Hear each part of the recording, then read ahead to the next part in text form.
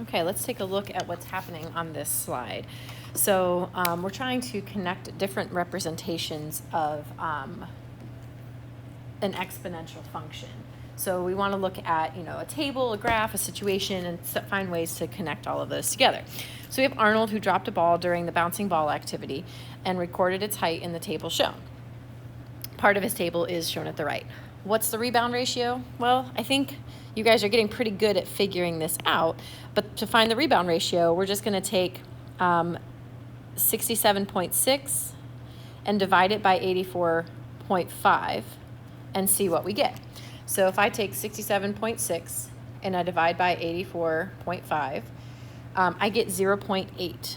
So what that tells me is that if I multiply 84.5 by 0.8, I'm going to get 67.6. Okay, and that's my rebound ratio. So my rebound ratio would be 0.8. At what height did he drop the ball? Well, that's going to be my zero term. So I'm going to work backwards. Okay, I'm going to take 84.5 and I'm going to divide by 0.8 again, and I get 105.625. And then if I do that one more time, divide by 0.8, so I'm dividing by 0.8, I should get my rebound rate, or my original height. So I get 132, we'll call it 0.03. Okay, so his original height that he dropped the ball at would be 132.03 feet. And then write an equation that models his data. So our equation, y equals a times b to the x.